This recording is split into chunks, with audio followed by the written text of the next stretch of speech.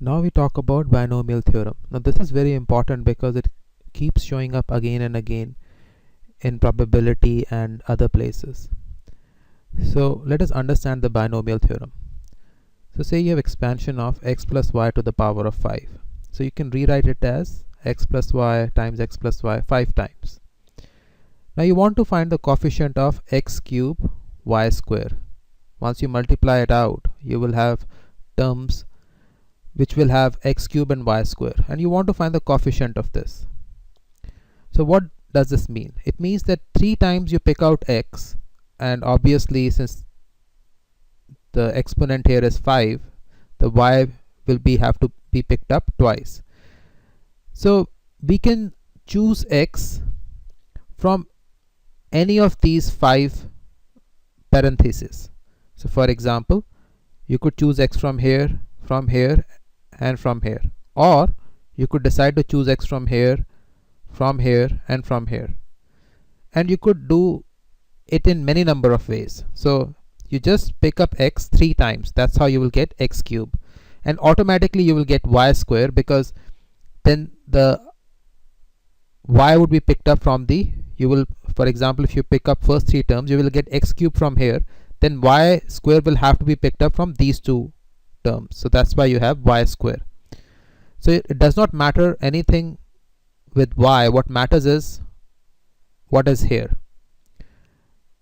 So what are the total number of ways that we can pick up 3 x's?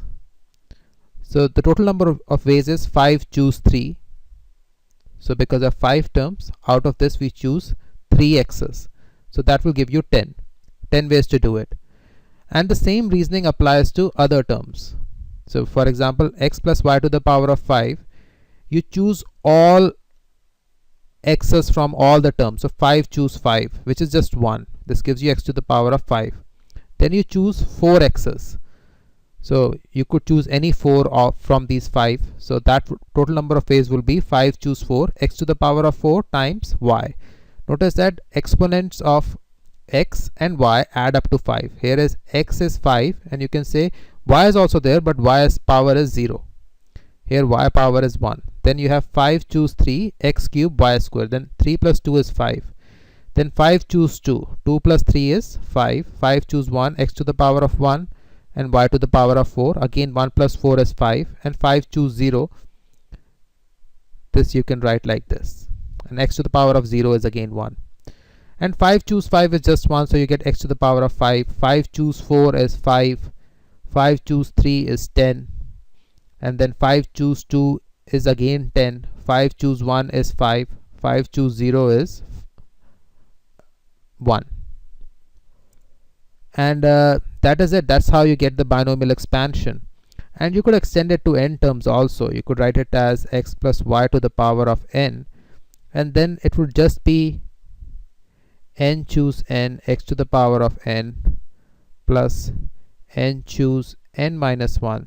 Then you have x to the power of n minus 1 times y, plus n choose n minus 2.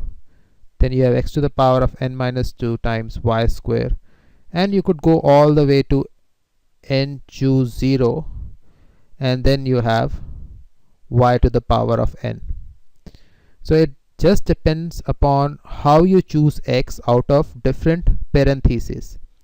That is all the expansion is. So rather than going through it and multiplying it everything out, you could just use this formula. And again, remember this n choose k is nothing but, you write it as like this, which is n factorial divided by k factorial times n minus k factorial. Now an important identity which keeps getting used again and again is n choose k is equal to n minus 1 choose k minus 1 plus n minus 1 choose k. So you can actually directly expand it and check it, but we are going to give a different proof. So first focus on the left hand side right here. So n choose k means you pick k things out of a set of n things. So what is right hand side now? So there are 2 ways you can pick k things out of n. So first you can decide either to pick the last object or not. So say you fix that last object and you pick it up. So you pick last object.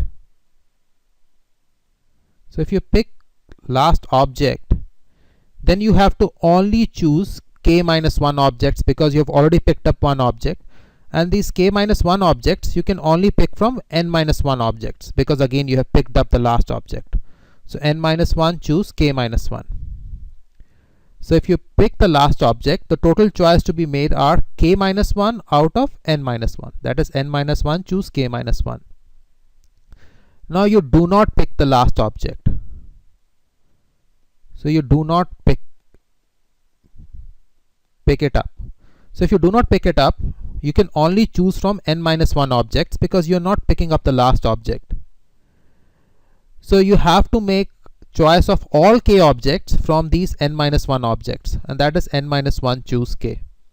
And that is why you have left hand side equals to right hand side. So you can choose k objects out of n by deciding either to pick up the last object or not picking up the last object.